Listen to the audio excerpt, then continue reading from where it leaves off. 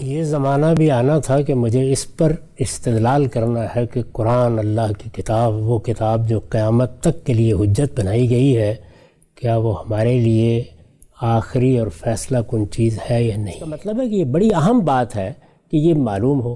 اسی طرح اگر آپ کتاب کے بارے میں یہ خیال کر لیتے ہیں کہ یہ کتاب نازل کی گئی ہے یا کتابیں نازل کی گئی ہیں، اور اس سے مقصد یہ تھا کہ لوگوں کو ایک نفسیاتی تسکین کی ضرورت ہوتی ہے، یہ کتابیں ان کو دے دی جائیں، ان میں اللہ تعالیٰ کے الفاظ ہوں گے، وہ ان کو پڑھ کے اپنے اوپر پھونک لیا کریں گے، اگر کسی وقت اضطراب ہوگا تو تلاوت کر لیا کریں گے، اگر کسی نے مرنا ہوگا تو اس موقع پر تسکین کے لیے یہ کتابیں پڑھ کے اس کو سنا دی جائیں گی۔ اس سے ان کو اجر بھی ملتا رہے گا اور ایک نفسیاتی تسکین کا اہتمام بھی ہوتا رہے گا۔ ٹھیک، اگر کوئی آدمی کتاب کا یہ مقصد یا کتابوں کا یہ مقصد بیان کرتا ہے تو وہی سوالات یہاں بھی ہوں گے نا۔ بالکل، یعنی ہم اللہ کی کتاب قرآن مجید کی طرف رجوع کرتے ہیں اور اس سے پوچھتے ہیں، قرآن مجید سے پوچھتے ہیں کہ یہ پیغمبر کس لیے آئے ہیں اور یہ کتابیں کس لیے نازل ہوئی ہیں۔ اس سوال کا جواب قرآن مجید نے 10 مقامات پر دیا ہے، لیکن وہ زیادہ تر منتشر ہے، یعنی مدعا کے لحاظ سے ہے۔ ایک جگہ ایک بات بیان ہو رہی ہے، کسی ایک پہلو کو واضح کر دیا، دوسری جگہ کوئی بات بیان ہو رہی ہے، کسی دوسرے پہلو کو واضح کر دیا۔ سورہ بقرہ میں یہ ایک خاص سیاق میں زیر بحث آیا ہے، اور وہ سیاق کیا ہے؟ وہ سیاق یہ ہے کہ بعض لوگوں نے اپنی منافقت کے لیے اس بات کو دلیل بنا لیا ہے کہ مذہبی لوگوں میں اختلافات ہوتے ہیں، ان اختلافات کو جب ہم مان لیتے ہیں تو پھر کوئی بڑا حتمی حجت کے انداز کا طریقہ اختیار نہیں کرنا چاہیے۔ یعنی یہ کوئی اچھی بات نہیں ہے کہ یہ بات پوری کی پوری مانی جائے اور اس بات کو اس کی ابتدا سے انتہا تک تسلیم کیا جائے۔ دیکھیے، ہم محمد الرسول اللہ کے بارے میں ایک مثبت رائے رکھتے ہیں، یہ کافی ہے۔ یہ بات کہ محمد الرسول اللہ ہی دین کی آخری اور حتمی حجت ہے، یہ ماننا بھی ایسا کون سا ضروری ہو گیا۔ تو منافقت زیر بحث ہے، یعنی منافقانہ طرز عمل سامنے ہے۔ وہ لوگ جو دین کو پوری طرح قبول کرنے کے لیے تیار نہیں ہیں اور سارے کے سارے دین میں داخل ہونے کے لیے تیار نہیں ہیں، ان کے ساتھ گفتگو ہو رہی ہے، ان کے کچھ سوالات ہیں، ان کے کچھ اعتراضات ہیں، ان کو سامنے رکھ کر قرآن مجید کی بات کر رہا ہے۔ سورہ بقرہ کی یہ 213 آیت ہے جس کو میں آپ کے سامنے پیش کروں گا۔ میں نے عرض کیا اس کا پس منظر کیا ہے، یعنی پس منظر کی میں نے کچھ وضاحت کی ہے۔ یہاں جب یہ آیات شروع ہوتی ہیں تو میں نے اس میں وضاحت کا یہ جملہ لکھا ہے، اپنی منافقت کے لیے یہ اختلافات کو بہانہ بناتے ہیں۔ یعنی اصل کیا ہے؟ منافقانہ طرز عمل ہے، منافقت اختیار کر لی۔ یہ کہا جاتا ہے کہ دین یکسوئی کا تقاضا کرتا ہے، اس میں آپ یہ نہیں کر سکتے کہ آدھی بات مان لیں اور آدھی کو چھوڑ دیں۔ یہاں تؤمنون ببعض الکتاب وتکفرون ببعض الکتاب نہیں ہو سکتا۔ ٹھیک، تو اپنی منافقت کے لیے یہ اختلافات کو بہانہ بناتے ہیں۔ کس طرح بہانہ بناتے ہیں؟ پھر میں نے اس کی وضاحت کی ہے۔ یعنی کہتے ہیں کہ حق و باطل کا معاملہ کچھ ایسا واضح نہیں ہے کہ اس کے لیے ہم بالکل ہی یکسو ہو کر کھڑے ہو جائیں۔ یہ اس زمانے میں بھی آپ نے دیکھا ہوگا، لوگ کہتے ہیں کہ بھئی بہت اختلافات ہیں، اس میں اب آدمی اصرار کرے کہ یہی حق ہے، یہ تو کوئی اچھی بات نہیں ہے کہ حق و باطل کا معاملہ کچھ ایسا واضح نہیں ہے کہ اس کے لیے ہم بالکل ہی یکسو ہو کر کھڑے ہو جائیں۔ اس میں اختلافات ہیں اور ان کا ہونا ہی اس بات کی دلیل ہے کہ اس معاملے میں، یعنی حق و باطل کے معاملے میں، کوئی حتمی بات کہنا کسی شخص کے لیے ممکن نہیں ہے۔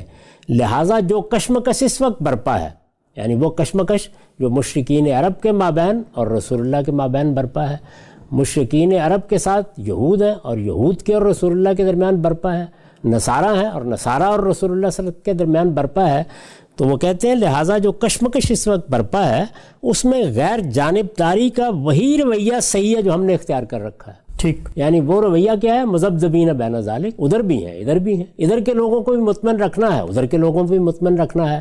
دین تقاضا کر رہا تھا کہ یکسو ہو جائے۔ یہ میں نے اس کا پس منظر واضح کیا کہ کس پس منظر میں قرآن مجید نے اس کو موضوع بنایا ہے۔ اب ذرا آیت سنیے۔ آیت یہ ہے کہ کان الناس امۃ واحدہ فبعث اللہ النبیین مبشرین ومنذرین وانزل معهم الکتاب بالحق لیحکم بین الناس فیما اختلفوا فیہ وما اختلف فیہ الا الذین اوتوہ من بعد ما جاءتهم البینات بغیا بینہم فہدی اللہ الذین آمنوا لما اختلفوا فیہ من الحق بإذنہ واللہ یہدی من یشاء الی صراط مستقیم. ٹھیک. یہ میں نے عرض کر دیا تھا 213 آیت. اس کا پس منظر آیت کہاں آئی ہے، اس کا سیاق و سباق کیا ہے، وہ میں نے واضح کر دیا. اب ذرا ترجمہ سنیے. اپنی منافقت کے لیے یہ اختلافات کو بہانہ بناتے ہیں.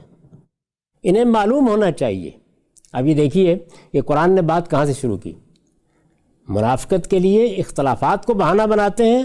انہیں معلوم ہونا چاہیے کہ لوگ ایک ہی امت تھے پہلے. یعنی ایسا نہیں ہے کہ دین مختلف دیے گئے تھے، ہدایت مختلف دی گئی. اس وقت بھی اگر آپ غور کر کے دیکھیں تو ایک بہت بڑا گروہ دنیا میں موجود ہے، اربوں کی تعداد میں، جو یہ نقطہ نظر رکھتا ہے کہ محمد الرسول اللہ بھی اللہ کے پیغمبر ہیں اور اللہ کے اور پیغمبر بھی آتے رہے ہیں. اس لیے یہ ضروری نہیں ہے کہ ہر آدمی محمد الرسول اللہ ہی کو اپنا پیغمبر مانے. بر صغیر میں بہت سے لوگ آئے ہیں. ایک آدمی نے ایک شخص کو ہدایت کے لیے منتخب کر لیا، دوسرے نے دوسرے کو منتخب کر لیا. آج کے زمانے میں بھی جس کا جہاں اطمینان ہوتا ہے وہ اس کا انتخاب کر لے. اس میں حق و باطل کے فیصلے کرنے نہیں بیٹھ جانا چاہیے. یہ ایک نقطہ نظر ہے اور یہ کروڑوں لوگوں کا نقطہ نظر رہا ہے. انہیں معلوم ہونا چاہیے. اللہ تعالیٰ فرماتے ہیں کہ یہ نقطہ نظر تو اس وقت درست ہوتا جب کہ اللہ تعالیٰ ہی لوگوں کو مختلف طریقوں سے ہدایت دیتا. یعنی ایک ہدایت ایک صاحب کو دی اور دوسری دوسرے کو دے دی. تو اللہ تعالیٰ کی طرف سے ایک ہی دین نازل ہوا ہے. ٹھیک. لوگ ایک ہی امت. یعنی اللہ تعالیٰ نے فرما دیا کہ میں نے جب اس دنیا کی ابتدا کی یا انسانیت کی ابتدا کی تو میں نے ان کو ایک دین دیا تھا. وہ اسی ایک دین پر کاربند تھے، اسی کو مانتے تھے. اس لیے ہدایت، حق تک پہنچنے کے راستے، دین، مذہب یہ الگ الگ کیسے ہو سکتے ہیں؟ اس کی تو ابتدا ہی ایک جگہ سے ہوئی ہے. پہلا یہ جواب دیا کہ تم اختلافات کو بہانہ بنا رہے ہو. اختلافات کیسے پیدا ہوئے ہیں اب ہم تمہیں بتاتے ہیں. اللہ تعالیٰ کے ہاں اختلافات نہیں ہیں. اللہ تعالیٰ نے ایک سے زیادہ دین نہیں دیے. اسی چیز کو سورہ آل عمران میں آگے جا کے واضح کیا، ان الدین عند اللہ الاسلام. اللہ کے نزدیک تو ہمیشہ سے ایک ہی دین رہا ہے اور وہ اللہ کا دین اسلام ہے. یہی اس کا نام رہا ہے، یہی خدا کا دین رہا ہے. انہیں معلوم ہونا چاہیے کہ لوگ ایک ہی امت تھے. اب ایک ہی امت واضح ہو گیا، یعنی لوگ ایک ہی دین کے پیرو تھے. پھر ان میں اختلاف پیدا ہوا. اس کے بعد کیا ہوا؟ اس کے بعد یہ ہوا کہ انسان کو چونکہ سوچنے سمجھنے کی صلاحیت دی ہے، وہ اپنے اندر بہت غیر معمولی قوتیں رکھتا ہے. ان قوتوں کا ظہور ہوتا ہے جب وہ زمانے کے ساتھ عمل پذیر ہوتی ہیں اور اس میں اختلافات پیدا ہو جاتے ہیں. چیزوں کو سمجھنے میں اختلافات ہوتے ہیں، ان کے اطلاق میں اختلافات ہوتے ہیں، ان کی اصل میں اختلافات ہوتے ہیں. انسان کے اندر واہمے کی، تخیل کی بڑی قوتیں موجود ہیں. وہ اپنے طور پر ایک مابعث طبیعات بنانا شروع کر دیتا ہے تو اختلافات پیدا ہونا شروع ہوئے. یعنی گویا بتا دیا گیا کہ اختلاف کا منبع اور مرجع اس کائنات کا خالق نہیں ہے. اختلافات انسانوں کی طرف سے سامنے آئے. اختلافات پیدا ہوئے تو فرمایا اللہ نے نبی بھیجے. اب اللہ تعالیٰ نے نبوت کا سلسلہ جاری کیا. یعنی اس نے جو سیدنا آدم کو تفصیلات بتا دی تھیں ان پر انسان زندگی بسر کر رہا تھا. اختلافات پیدا ہوئے تو اب پیغمبر بھیجے گئے. تو پھر یہ بتایا کہ پیغمبر کیا کرنے کے لیے آئے. فَبَعَثَ اللَّهُ النَّبِيِّينَ مُبَشِّرِينَ وَمُنذِرِينَ. بات تو اختلاف سے شروع ہوئی تھی لیکن پیغمبروں کا مقصد بالکل ہی دوسرا بیان کیا گیا کہ پیغمبر بھیجے. وہ کیا کرنے کے لیے آئے؟ وہ یہ کرنے کے لیے آئے کہ وہ لوگوں کے درمیان کھڑے ہوں، اپنی قوموں کے درمیان کھڑے ہوں اور ان کو بشارت دیں اور انذار کریں. انذار کریں یعنی انہیں خبردار کریں کہ تم نے اگر اللہ کی رسی کو مضبوطی سے نہیں تھاما، اگر اللہ کے منشا کو پورا نہیں کیا، اگر اللہ تعالیٰ کے مطالبات سے گریزاں رہے، اگر اپنے باطن میں دی گئی ہدایت سے انحراف کیا، اگر تم نے خیر و شر کے پیمانے تبدیل کر دیے تو اس کے نتیجے میں تم گرفت میں آ جاؤ گے. یہ خبردار کیا انہوں نے. اور اگر تم ہماری بات سنو گے، صحیح بات کو جانو گے، ہماری بات فطرت پر مبنی ہے، وہی دین جو تمہارے اندر ودیت کیا گیا تھا اسی کی تفصیلات ہم بیان کر رہے ہیں.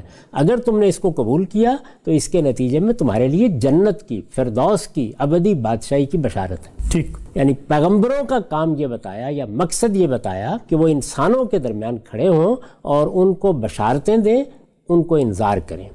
بشارت جنت کی اور انذار اللہ تعالیٰ کی گرفت سے. ٹھیک. تاکہ ایسا نہ ہو کہ قیامت میں وہ اٹھیں اور جب اللہ تعالیٰ سے ملاقات ہو تو وہ ناکام ہو جائیں. تو انہیں وہ انذار کریں. اس کے بعد ذرا سنیے. فرمایا انزل معہم الکتاب. یہی سوالات میں نے اٹھائے تھے نا جی، کہ ہمیں یہ دیکھنا ہے کہ ہمارے پروردگار نے جب ہمیں دین دیا تو اس میں اگر پیغمبر آئے ہیں تو کس لیے آئے ہیں؟ مقصد کیا ہے؟ مقصد کیا ہے؟ وہ جب ہر چیز کا مقصد بتاتا ہے، ہر چیز کی حکمت بتاتا ہے، تو کیا اس نے یہ بھی بتایا یا بس یہ کہا کہ میں نے پیغمبر بھیج دیے ہیں، میرے پیش نظر تھا، تم اس میں سوال نہیں کر سکتے؟ یہ بتایا کہ میں نے پیغمبر اس لیے بھیجے۔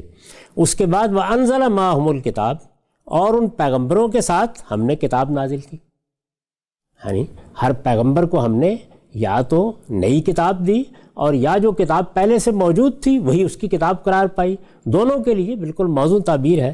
وَأَنزَلَ مَعَهُمُ الْكِتَابَ بِالْحَقِّ، اب یہ دیکھیے، اور ان کے ساتھ کتاب کس حیثیت سے بھیجی؟ فیصل کی صورت میں، یعنی پہلی بات یہ فرمائی کتاب بھیجی قول فیصل کی صورت میں، بالحق، حق و باطل کا فیصلہ کرنا ہے، یہ جاننا ہے دین کیا اور کیا نہیں ہے، یہ جاننا ہے کیا چیز صحیح ہے اور کیا غلط ہے۔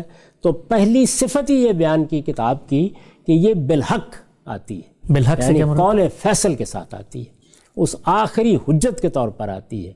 اور اس کے بعد اگر کوئی ابہام باقی رہ گیا تو اس کو دیکھیے کیسے دور کیا، لِيَحْكُمَ بَيْنَ النَّاسِ فِي مَا اخْتَلَفُوا فِيهِ، اس لیے کہ جو اختلافات تھے یہی وجہ بنی ہے نا، تو پیغمبر بھیجے لوگوں کو خبردار کریں، بیدار کریں، بشارت دیں، اور کتابیں اس لیے نازل کیں، قول فیصل کے ساتھ نازل کیں، تاکہ یہ کتابیں لوگوں کے مابین ان کے اختلافات کا فیصلہ کر دیں۔ اچھا، یعنی یہاں تو نہ قرآن مجید کا کوئی نام زیر بحث ہے، نہ کوئی میزان کی بحث ہے، نہ کوئی فرقان کی بحث ہے، نہ کوئی تعویل کا سوال ہے، یہاں جو بات بیان کی گئی ہے وہ باللفظ بیان کر دی گئی ہے، اور اس میں کسی نوعیت کی کوئی دوسری بات کہنے کی گنجائش نہیں۔ یحکم بین الناس فی ما اختلفوا فی، کتابیں نازل کی تاکہ یہ کتابیں لوگوں کے لیے اختلافات میں کیا بن جائیں؟ حکم بن جائیں۔ تو قرآن حکم ہے، تورات حکم ہے، انجیل حکم ہے،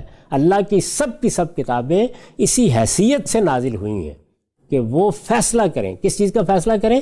فی مختلفو فی، ان چیزوں کا جن میں لوگ اختلاف کر رہے ہیں۔ ٹھیک، ان آیات کو کسی شرح و وضاحت کی ضرورت، ان کے لیے کسی مفسر کے پاس جانے کی ضرورت، ان کے لیے تفسیریں کھولنے کی ضرورت، یہ تو اپنی بات اس وضاحت کے ساتھ بیان کر رہی ہیں کہ کچھ کہنے کی گنجائش ہی باقی نہیں رہتی۔ یعنی بات ہی یہاں سے شروع کی ہے کہ اس دنیا میں اصل مسئلہ یہ پیدا ہوا ہے کہ لوگ دین کے معاملے مختلف ہی ہو گئے۔ اللہ تعالیٰ نے بات یہاں سے شروع کی ہے کہ میں نے تو ایک دین دیا تھا، اگر لوگوں میں اختلافات نہ ہوتے اور ان کو خبردار کرنے کی ضرورت نہ ہوتی، انہیں بیدار کرنے کی ضرورت نہ ہوتی، تو نہ پیغمبر آتے، نہ کوئی کتاب نازل کی جاتی۔ تو میں نے پیغمبر اس لیے بھیجے کہ لوگ غفلت میں پڑے ہوئے ہیں، وہ انہیں انذار کر کے، خبردار کر کے بیدار کر دیں۔ تو میں نے تو اسی مقصد سے ان کے ساتھ کتابیں نازل کی کہ ان اختلافات کا فیصلہ کر دیں۔ تو اس میں تو اللہ تعالیٰ نے تمام کتابوں کے بارے میں یہ بات واضح کر دی۔ آگے کیا فرمایا؟ آگے فرمایا یہ جن کو دی گئی، اس میں اختلاف بھی انہی لوگوں نے کیا نہایت واضح دلائل کے ان کے سامنے آ جانے کے بعد۔ یعنی کتابیں اس لیے دی گئی تھیں کہ وہ اختلافات کا فیصلہ کریں، لیکن لوگوں نے اللہ کی اس عظیم نعمت سے فائدہ نہیں اٹھایا، اور انہوں نے کتابیں آنے کے بعد نہایت واضح دلائل کے ساتھ جب حق سامنے آ گیا اس کے بعد اختلاف کیا۔ سوال پیدا ہوا کہ کتابیں آ گئیں، اللہ تعالیٰ کی ہدایت آ گئی، آئی اس لیے کہ لوگوں کے اختلافات کا فیصلہ کر دے، اس کے باوجود اختلاف کیا تو کیوں کیا؟ یعنی کتابیں وہ چیز ہیں کہ جن کے ہوتے ہوئے اختلاف ہو سکتا ہے؟ فرمایا نہیں۔ اس کا جواب دیا محض آپس کے ضدم ضدہ کی وجہ سے۔ اچھا، یعنی اختلاف کی وجہ کیا ہوئی؟ قرآن کے الفاظ ہیں بغیم بینہم، محض آپس کے ضدم ضدہ کی وجہ سے۔ فرمایا کہ یہ اختلافات کا پس منظر ہے، تم اختلافات کو بہانہ بناتے ہو۔ اختلافات تو پیدا ہی اس وجہ سے ہوئے ہیں کہ لوگوں نے استکبار اختیار کیا ہے، ضد اختیار کی ہے، اس لیے نہیں کہ دین میں ہوتے ہی اختلافات۔ دو ہی باتیں کہی جا سکتی تھی نا، کہ اللہ تعالیٰ ہی نے اختلافات پیدا کیے ہوئے اس لیے کہ وہ ایک پیغمبر کے ذریعے سے، ایک رشی کے ذریعے سے، ایک ولی کے ذریعے سے یہ ہدایت دے دیتا ہے، دوسرے کے ذریعے سے یہ دے دیتا ہے۔ تو فرمایا کہ نہیں، میں نے تو ایک ہی ہدایت دی ہے، میں نے تو ایک ہی دین دیا ہے، میرے ہاں سے تو ابتدا ایک ہی جگہ سے ہوئی تھی، کوئی اختلاف تھا ہی نہیں۔ دوسرا پہلو کیا تھا کہ پھر کتابیں بھیج دی اللہ تعالیٰ نے، تو اس کے بعد کیا اختلافات ختم ہو گئے ہیں؟ تو اس کا جواب دیا گیا کہ کتابیں تو اختلاف ختم کرنے کے لیے آئی تھیں، ان کا مقصد یہی تھا، تم نے نہیں کیے۔ اور کیوں نہیں کیے؟ محض آپس کے زدم زدہ کی وجہ سے۔ فرمایا پھر یہ جو قرآن کے ماننے والے ہیں، یعنی اب اللہ کی کتاب قرآن آ گیا ہے، پھر یہ جو قرآن کے ماننے والے ہیں اللہ نے اپنی توفیق سے اس حق کے بارے میں ان کی رہنمائی کی جس میں یہ اختلاف کر رہے تھے۔ اچھا، یہ بھی تو بنی اسماعیل ہے، قرآن مجید جن کو دیا گیا ہے اس میں بھی تو پہلے سے بہت سے اختلافات موجود تھے، وہ دین ابراہیمی کو فراموش کر چکے تھے، شرک اختیار کر چکے تھے۔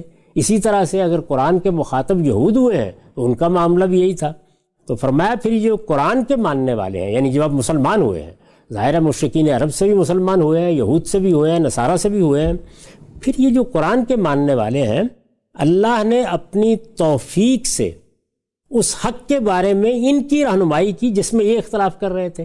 یعنی اس وقت بھی یہ قرآن کیوں آیا ہے اور پیغمبر کیوں آئے ہیں، اختلافات میں رہنمائی کرنے کے لیے۔ اور اللہ جس کو چاہتا ہے اپنے قانون کے مطابق سیدھی راہ کی ہدایت عطا فرماتا ہے۔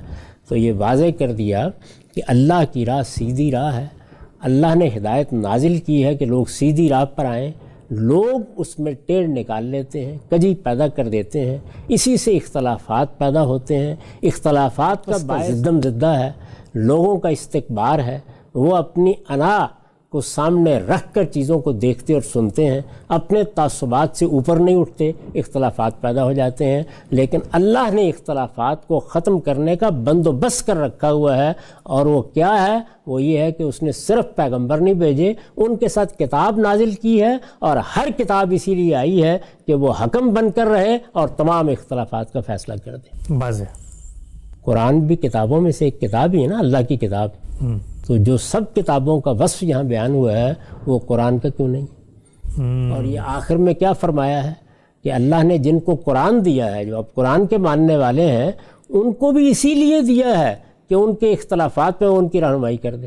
گویا قرآن ماننے والوں کے بھی اختلافات میں آپ یہ بتائیے کہ یہ پوری بات اللہ تعالیٰ نے بیان کر دی ہے، من البدایہ الی النہایہ بیان کر دی ہے، ایک ایک پہلو سے بیان کر دی ہے۔ اختلافات ہی کے باب میں کہتا ہوں، آپ کہتے ہیں کہ قرآن کو حکم بننا ہے، یہاں موضوعی اختلافات ہیں۔ سبحان اللہ۔ یعنی وہ لوگ جو رسول اللہ کو مان چکے ہیں منافقت کا رویہ اختیار کر رہے ہیں، یعنی پوری یکسوئی سے اللہ کے پیغمبر کو پیغمبر نہیں مان رہے، پوری یکسوئی سے دین پر عمل نہیں کر رہے، دین کے مطالبات پورے نہیں کر رہے، وہ زیر بحث ہیں۔ محض توحید یا شرک زیر بحث نہیں ہے، وہ لوگ زیر بحث ہیں۔ ان سے جو دین مطالبات کر رہا ہے اس کے جواب میں وہ یہ کہہ رہے ہیں کہ اختلافات ہوتے ہیں، آخر اتنا اصرار کرنے کی کیا ضرورت ہے کہ سب بالکل یکسو ہو جائے۔ ایک ایک چیز کو سامنے رکھ کر قرآن مجید نے اس کا جواب دیا ہے۔ میں یہ چاہتا ہوں کہ اس کا ترجمہ آپ دوبارہ سنیں تاکہ یہ واضح ہو جائے کہ مجھے کسی اور آیت کی طرف جانے کی بھی حقیقت میں ضرورت نہیں ہے۔ اللہ تعالیٰ نے یہ بات اس شان کے ساتھ یہاں بیان کر دی ہے۔ پھر سنیے، اپنی منافقت کے لیے یہ اختلافات کو بہانہ بناتے ہیں، انہیں معلوم ہونا چاہیے، یہ میں نے وضاحت کی ہے، پس منظر بتایا ہے۔ انہیں معلوم ہونا چاہیے کہ لوگ ایک ہی امت تھے، پھر ان میں اختلاف پیدا ہوا تو اللہ نے نبی بھیجے بشارت دیتے اور انذار کرتے ہوئے۔ یہ نبیوں کو بھیجنے کا مقصد بتایا، تو اللہ نے نبی بھیجے بشارت دیتے اور انذار کرتے ہوئے، اگرچہ کتاب بھی پیغمبر ہی لے کر آتے ہیں لیکن دونوں کو الگ کیا ہے، اور ان کے ساتھ قول فیصل کی صورت میں اپنی کتاب نازل کی، یعنی فیصلہ کن بات کی صورت میں، تاکہ لوگوں کے درمیان وہ ان کے اختلافات کا فیصلہ کر دے۔ یہ جن کو دی گئی اس میں اختلاف بھی انہی لوگوں نے کیا، نہایت واضح دلائل کے ان کے سامنے آ جانے کے بعد محض آپس کے زدم زدہ کی وجہ سے۔ پھر یہ جو قرآن کے ماننے والے ہیں اللہ نے اپنی توفیق سے اس حق کے بارے میں ان کی رہنمائی کی جس میں یہ اختلاف کر رہے تھے، اور اللہ جس کو چاہتا ہے اپنے قانون کے مطابق سیدھی راہ کی ہدایت عطا فرماتا ہے۔ سبحان اللہ۔ اس میں ایک ایک چیز کو واضح کر دیا گیا ہے۔ اللہ تعالیٰ کے اس ارشاد کے بعد بھی اگر کوئی آدمی کہتا ہے کہ اللہ کی کتابیں قول فیصل نہیں ہیں، اللہ کی کتابیں حق و باطل کے لیے آخری حجت نہیں ہیں، اللہ کی کتابیں ہمارے تمام اختلافات میں حکم نہیں ہیں، تو مجھے یہ بتائیے کہ پھر دنیا کی کون سی چیز ہے کہ جو اس کو قائل کر سکتی اور اس سے کیا مختلف بات ہے جو ہم نے کہی ہے؟ اس سے کوئی مختلف بات کہی گئی ہے؟ اگر یہ مقدمہ واضح ہے، یہ اصول بالکل متعین ہے، اس میں اللہ تعالیٰ نے اپنی حکمت بیان کر دی ہے، یہ بتا دیا ہے کہ معاملہ کیا ہوا ہے، اور پھر عرض کر دوں کہ موضوع یہ ہے کہ اختلافات پیدا کیوں ہوتے ہیں اور اختلافات کا حل کیا ہے، اور اختلافات کے لیے کس چیز کی طرف رجوع کرنا ہے، اور وہ کون سی چیز ہے کہ جس نے اختلافات میں حکم بننا ہے۔ اس سے زائد یا اس سے مختلف کیا بات ہے جو میں نے اپنی پوری زندگی میں کہی ہے نہیں، یا مدرسہ فراہی کے علماء نے کہی ہے؟ بار بار یہی کہا ہے نا کہ جو کچھ بھی اختلاف ہے، کسی روایت کے بارے میں ہے، پرانی کتابوں کے بارے میں ہے، اگر کسی مذہبی تصور کے بارے میں ہے، تصوف کے بارے میں ہے، فقہ کے بارے میں ہے، ان سب پر کس کی حکومت قائم ہے؟ اللہ کی کتاب کی۔ اس سے مختلف کوئی بات نہیں کہ یہ جو کچھ میں نے کہا ہے، کیا یہ یہاں لفظوں میں بیان نہیں ہو گیا؟ ایک ایک چیز کو واضح نہیں کر دیا گیا؟ اس کو بیان کرنے کے بعد اب دیکھیے کہ اس سے آگے خود قرآن کے بارے میں، یعنی یہاں تو اصول بیان کیا گیا، سب کتابوں کے بارے میں بیان کر دیا گیا، سب کتابیں اسی لیے نازل ہوئی ہیں۔ اب اس کے بعد آگے پھر خاص قرآن کے بارے میں کیا کچھ فرمایا ہے، تاکہ یہ واضح ہو جائے کہ اب تو ہمارے پاس اللہ کی کتاب جو محفوظ ترین صورت میں ہے وہ یہی قرآن مجید ہے۔ اس میں سب سے پہلے جس آیت کو سامنے رکھنا چاہیے وہ قرآن کا ایک دوسرا نام ہے جی، اور وہ کیا ہے؟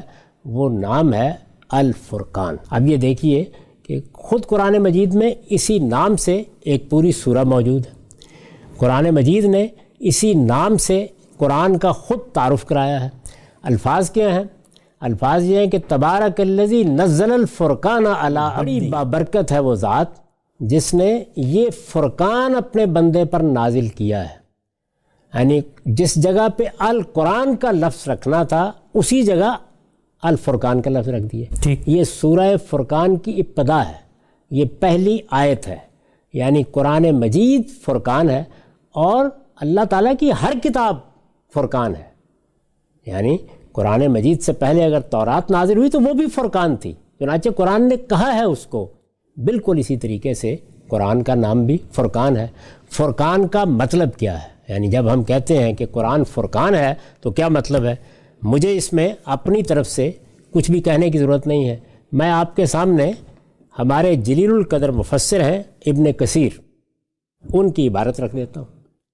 یہ سورہ فرقان ہے، میں نے عرض کیا پہلی آیت ہے تبارک الذی نزل الفرقان علی عبدہ لیکون للعالمین نذیرا، یعنی بڑی بابرکت ہے وہ ذات جس نے اپنے بندے پر یہ فرقان نازل کیا ہے تاکہ وہ دنیا والوں کے لیے نذیر بن کر کھڑا ہو جائے۔ دلچسپ بات دیکھیے، یہاں بھی پیغمبر کو کیا کہا ہے؟ نذیر، اور وہاں کیا فرمایا تھا؟ مبشرین و منذرین۔ اور جو چیز اسے دی گئی ہے وہ کیا ہے؟ الفرقان۔ تو الفرقان کیا ہے؟ یہ اس کی وضاحت کرتے ہوئے لکھتے ہیں وَلِہَٰذَا سَمَّوْهَا هُنَا الفرقان، یعنی پیچھے وضاحت کی ہے کہ کیا سبب ہوا ہے، پھر کہتے ہیں کہ چنانچہ اس کا نام فرقان رکھا گیا۔ کیوں؟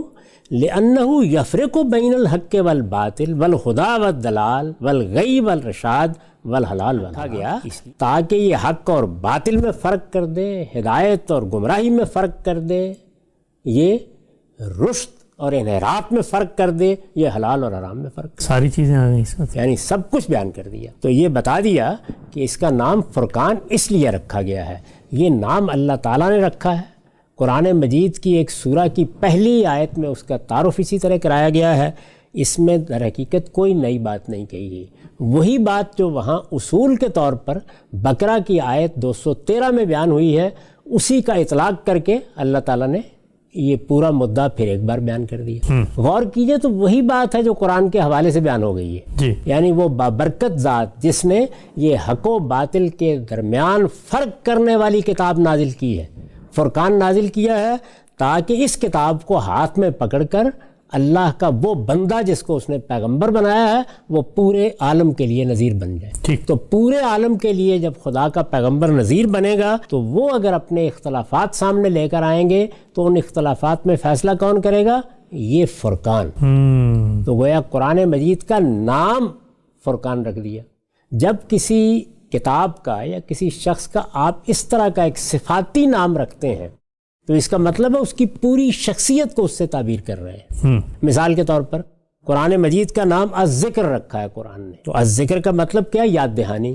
تو قرآن کا حرف یاد دہانی، ہر پہلو سے یاد دہانی، وہ ہر پہلو سے یاد دہانی ہے۔ چنانچہ قرآن مجید جب اپنے بارے میں کوئی بات کرتا ہے تو جس طرح سے القرآن کا لفظ استعمال کرتا ہے اسی طرح سے ذکر کا لفظ استعمال کرتا ہے۔ یہ یاد ہوگا کہ قرآن مجید نے جہاں یہ بتایا ہے کہ یہ کتاب نازل کی ہے اور اللہ تعالیٰ نے نازل کیا اور وہ اس کی حفاظت کرے گا، تو وہاں کیا الفاظ ہیں؟ انا نحن نزلنا الذکر و انا لہ لحافظون۔ دیکھیے قرآن کا نام نہیں لیا، الذکر کہا ہے، پورے قرآن کو الذکر کہا ہے۔ تو قرآن کے ناموں میں سے ایک نام الذکر ہے، لہٰذا وہ ابتدا سے انتہا تک یاد دہانی ہے۔ قرآن کے ناموں میں سے ایک نام الفرقان ہے، لہٰذا وہ اپنے ایک ایک حرف میں حق و باطل کی میزان ہے، حق و باطل کے لیے فیصلہ کرنے والی کتاب ہے۔ یہ بات میں نے آپ کے سامنے رکھ دی، یعنی اس میں کوئی یہ نہیں ہے کہ فرقان کے معنی ہم نے کوئی نئے ایجاد کر لیے ہیں۔ یہ ابن کثیر کی عبارت میں نے آپ کے سامنے رکھی ہے، مسلمانوں کے جلیل القدر مفسرین میں سے ہیں، اور ایک ایسے مفسر ہیں کہ جن کے بارے میں کوئی اختلاف نہیں ہے۔ یعنی اگر آپ معصور تفسیر میں مراجعت کرنا چاہیں، یعنی ان چیزوں کو جاننے کے لیے جو سلف سے چلی آ رہی ہیں، تو آپ ابن جریر کی طرف رجوع کریں گے۔ یہ سارا ذخیرہ تنقیح کے ساتھ ابن کثیری میں ملتا ہے۔ تو میں نے آپ کو بتا دیا کہ وہ کیا کہتے ہیں، یعنی ان کے نزدیک یہ قرآن کیا ہے، اس کو جب فرقان کہا گیا ہے تو کیوں کہا گیا ہے، یہ بتا دیا گیا۔ یہ واضح ہوا۔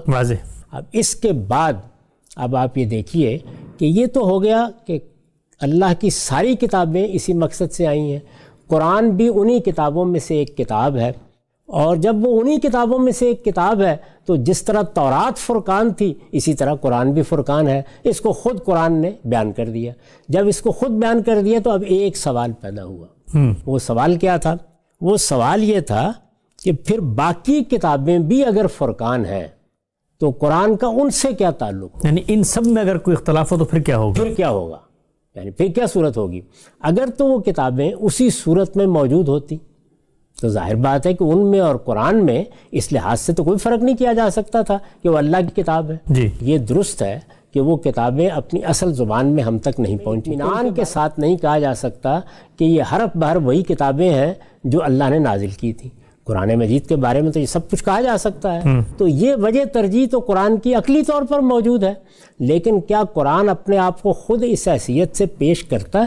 یعنی وہ بتاتا ہے کہ یہ وہ کتاب ہے کہ جس کتاب کے ذریعے سے تم نے ان کتابوں سے متعلق بھی فیصلے کرنے ہیں، ان کتابوں کو بھی دیکھنا ہے، ان کے بارے میں بھی رائے قائم کرنی ہے، تو اس کو بھی قرآن مجید نے بیان کیا ہے، یعنی خود بتا دیا ہے کہ اس کی نوعیت کیا ہے۔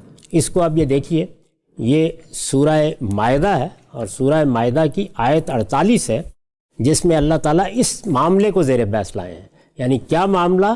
یہ کہ جو پہلے کتابیں موجود ہیں ان کے ساتھ اس قرآن کا اس پہلو سے کیا تعلق ہے، وہ کیا چیز ہے کہ جو ان کتابوں میں اور قرآن مجید میں اختلاف ہوگا تو وہاں فیصلہ کن ہو جائے گی، وہاں آخری حجت بن جائے گی۔ اللہ تعالیٰ یہاں سورہ مائدہ میں یعنی سیاق بتا رہا ہوں، یہ بتا رہے ہیں کہ ہم نے تورات نازل کی، یہ بتا رہے ہیں کہ ہم نے انجیل نازل کی، یہ بتا رہے ہیں کہ ان کتابوں میں کیا ہدایت ہے، یہ بتا رہے ہیں کہ ان کتابوں کے ماننے والوں کو جب تک وہ قرآن کو نہیں مانتے انہی کتابوں کی طرف رجوع کرنا ہے، ان میں اللہ کا حکم ہے، ان میں نور ہے، ان میں ان کے لیے رہنمائی ہے، یہ سب بتا رہے ہیں۔ یہ سب بتانے کے بعد آیت 47 تک جب بات پہنچ جاتی ہے تو اب التفات ہوتا ہے، اور التفات کے بعد اللہ کے آخری پیغمبر کو خطاب کیا جاتا ہے، یعنی محمد الرسول اللہ صلی اللہ علیہ وسلم کو، اور پھر دیکھیے کیا فرمایا ہے۔ فرمایا وَأَنزَلْنَا إِلَيْكَ الْكِتَابَ بِالْحَقِّ مُصَدِّقًا لِمَا بَيْنَ يَدَيْهِ مِنَ الْكِتَابِ وَمُهَيْمِنًا عَلَيْهِ فَاحْكُم بَيْنَهُم بِمَا أَنزَلَ اللَّهُ وَلَا تَتَّبِعْ أَهْوَاءَهُمْ عَمَّا جَاءَكَ مِنَ الْحَقِّ۔ پھر ہم نے اے پیغمبر، ترجمہ ہے، پھر ہم نے اے پیغمبر تمہاری طرف یہ کتاب نازل کی ہے۔ اب دیکھیے یہاں پر بھی کیا الفاظ ہیں؟ بالحق، قول فیصل کے ساتھ۔ سورہ بقرہ میں جب اصول بیان کیا تو کیا کہا؟ ان کے ساتھ ہم نے کتابیں نازل کی، انزل معہ الکتاب بالحق۔ اس کے بعد خود قرآن مجید کے بارے میں جب یہ کہا کہ تبارک الذی نزل الفرقان، تو وہاں بھی یہی بات بیان کی، اور اب یہ فرمایا کہ ہم نے تمہاری طرف اے پیغمبر یہ کتاب نازل کی ہے قول فیصل کے ساتھ، اور اس کتاب کی تصدیق میں جو اس سے پہلے موجود ہے۔ تصدیق میں یعنی ظاہر ہے اس سے تورات مراد ہے، تورات ہی کا ایک ذیلی پہلو انجیل کی صورت میں بھی نازل ہوا ہے، یعنی جو قانون تورات میں تھا انجیل نے اس کی حکمت بیان کی ہے۔ اس کتاب کی تصدیق میں جو اس سے پہلے موجود ہے، اس کے بعد ایک لفظ استعمال کیا ہے وہ مہیمنن علیہ، اور اس کی نگہبان بنا کر، اس لیے کہ تم ان کا فیصلہ، یعنی یہ جو اللہ کی کتابوں کو پہلے سے ماننے والے، ان کا فیصلہ اس قانون کے مطابق کرو جو اللہ نے اتارا ہے، اور جو حق تمہارے پاس آ چکا ہے اس سے ہٹ کر اب ان کی خواہشوں کی پیروی نہ کرو۔ کیا بتایا؟ اب اللہ کا فیصلہ یہ کتاب لے کے آ گئی ہے، اب لوگوں کی خواہشات پر فیصلہ نہیں ہوگا، فیصلہ اب اس کتاب کی بنیاد پر ہوگا۔ اس سے پہلے بھی اگر کوئی چیز موجود ہے اور لوگ اس کے ماننے والے ہیں تو وہ اللہ ہی کا حکم تھا، لیکن اب یہ کتاب تمہاری طرف نازل کر دی گئی ہے تو اب اس کتاب کو تمہیں مضبوط پکڑنا ہے اور اسی کے مطابق تمام فیصلے کرنے ہیں۔ اس میں جو لفظ استعمال ہوا ہے میں نے عرض کیا، وہ لفظ کیا ہے؟ مہیمن۔ یعنی پہلے کیا تھا؟ پہلے وضاحت کے ساتھ بتا دیا کہ کتابیں اس لیے نازل کی گئی ہیں لِیَحْکُمَ بَیْنَ النَّاسِ فِی، قول فیصل کے ساتھ آتی ہیں اور ان کا مقصد ہی یہ ہے کہ تمہارے اختلافات کا فیصلہ کر دیں۔ اس کے بعد فرقان کا لفظ استعمال کر کے اسی حقیقت کو قرآن کے بارے میں واضح کیا۔ اس کے بعد یہ سوال ہم نے سامنے رکھا کہ پھر باقی کتابوں کا معاملہ کیا ہے، تو اس کے لیے اب جو لفظ استعمال کیا وہ کیا ہے؟ مہیمن، کہ یہ قرآن مجید فرقان ہے، یہ فیصلہ کرتا ہے۔ اللہ کی دوسری کتابیں بھی ایسے ہی فیصلہ کن رہی ہیں، اس وقت بھی وہ موجود ہیں جس صورت میں بھی ہے، ان سب کے معاملے میں اب کون فیصلہ کن ہے اس کے لیے لفظ استعمال کیا مہیمن۔ یہ کیا ہے؟ اب ذرا اس کو بھی دیکھ لیجئے، یہی ابن کثیر ہے، یہ ان کی تفسیر القرآن العظیم ہے، اس میں وہ وضاحت کر رہے ہیں کہ قرآن مجید کو مہیمن کس معنی میں کہا ہے، اور یہ آپ کے علم میں ہے، میں ابھی اس کا ذکر کر چکا ہوں کہ ابن کثیر سلف کی تفسیر بیان کرتے ہیں، یعنی معصور تفسیریں صحابہ کی، تابعین کی، پہلے کے علماء کی وہ عام طور پر جمع کر دیتے ہیں۔ تو انہوں نے یہاں بہت سے تابعین اور صحابہ کا ذکر کیا ہے، اور ان میں خاص طور پر حضرت عبداللہ بن عباس، ان کی بڑی حیثیت ہے، صحابہ میں وہ حبر الامہ ہیں اور قرآن مجید کے بڑے عالم ہیں۔ یہ بیان کرتے ہیں کہ مہیمن کیا ہے، یعنی ابن عباس بیان کرتے ہیں، ابن کثیر اس کو نقل کر رہے ہیں، تو وہ کہتے ہیں کہ مہیمن کیا ہے؟ مہیمن الامین، یعنی یہ قرآن کیا ہے؟ یہ در حقیقت امانت دار ہے اس سارے علم کا جو علم اللہ تعالیٰ نے کتابوں میں دیا ہے، مہیمن علیہ، یعنی اللہ کی کتابوں کے نزول کا جو سلسلہ رہا ہے اس پر یہی مہیمن ہے۔ آگے کیا کہتے ہیں؟ القرآن امین علی کل کتاب قبلہ، یعنی قرآن مجید کی یہ اب خاص حیثیت سورہ مائدہ کی ان آیات میں بیان ہوئی ہے، اور وہ حیثیت کیا ہے؟ یعنی سورہ مائدہ کی آیت 48 میں کہ قرآن اپنے سے پہلے ہر کتاب پر امین ہے۔ اچھا، ابن جریر ان تمام اقوال کو سامنے رکھ کے، اور یہ اقوال کن کن تابعین میں سے ہیں؟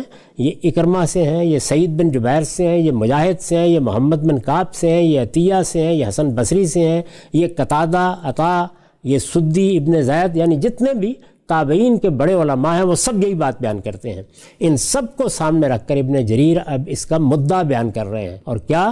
القرآن امین الکتب المتقدمۃ قبلہ، قرآن مجید اس سے پہلے جتنی کتابیں نازل ہوئی ہیں ان سب پر امین ہے۔ فما وافقہ منہا فہو حق وما خالفہ منہا فہو باطل، اس لیے جو کتاب بھی اب آئے گی سامنے اس میں اگر قرآن سے موافقت ہے تو وہ حق ہے، اور اگر وہ اس کے خلاف ہے تو وہ باطل ہے۔ یہ واضح کر دیا انہوں نے۔ تو اب یہ معلوم ہوا کہ قرآن مجید کے بارے میں پھر خاص طور پر اس نے یہ بیان کیا کہ پچھلی کتابوں کے تقابل میں بھی اگر قرآن زیر بحث آئے تو جس طرح پچھلی کتابیں حق کے معاملے میں فرقان تھیں، یہ فرقان تو ہے، لیکن ان کتابوں کو چونکہ اب اس صورت میں تم نہیں دیکھتے تو ان میں بھی اگر کوئی چیز سامنے آئے تو معیار کی حیثیت اسی کتاب کو حاصل ہے، یہ ان کا امین ہے، یہ ان پر مہیمن ہے۔ اور القرآن امین علی الکتب المتقدمۃ قبلہ، یعنی اپنے سے پہلے تمام کتابوں کا یہی امانت دار ہے، اور اس کی وضاحت کی ہے کہ امانت دار کا مطلب کیا ہے۔ فما وافقہ منہا فہو حق، یعنی ان کتابوں میں سے جو چیز اس کے موافق ہوگی وہ حق ہے، وما خالفہ منہا فہو باطل۔ اس کے بعد مزید ابن عباس کا قول نقل کرتے ہیں، ای حاکم علی ما قبلہ من الکتب، یعنی یہ تو حاکم ہے، اصل میں اسی کو فیصلہ کرنا، حاکم فیصلہ کن اتھارٹی ہے۔ اور پھر تبصرہ کرتے ہیں وَهَذِهِ الْأَقْوَالُ كُلُّهَا مُتَقَارِبَةُ الْمَعْنَى، یعنی یہ جتنے الفاظ ہیں جن کو ابن عباس نے اختیار کیا ہے یا دوسرے اہل علم نے اختیار کیا ہے، وہ امین کا لفظ ہو، وہ حاکم کا لفظ ہو، یہ سب ایک ہی معنی کے ہیں۔ فَإِنَّ اسم المہیمن، اس لیے کہ جو اسم مہیمن ہے، یہ جو مہیمن قرآن کو کہا ہے، یتضمن ھذا کلہ، یہ اصل میں ان تمام چیزوں کو اپنے اندر لیے ہوئے ہے۔ فہو امین و شاہد و حاکم علی کل کتاب قبلہ، اس لیے یہ امین بھی ہے، یہ شاہد بھی ہے، گواہ بھی ہے، اور یہ ہر کتاب پر فیصلہ کن اتھارٹی بھی ہے۔ یہ ابن کثیر نے مہیمن کے معنی بیان کیے ہیں، اور آپ کے اس سوال کا جواب دے دیا ہے کہ باقی کتابیں اللہ کی کتابیں وہ بھی فرقان تھیں، ان کے ساتھ اب قرآن کا کیا تعلق ہے؟ چنانچہ وہی معاملہ مجید باقی تمام اختلافات میں کرے گا، وہی اگر ان کتابوں میں کوئی اختلاف ہوگا تو ان کے معاملے میں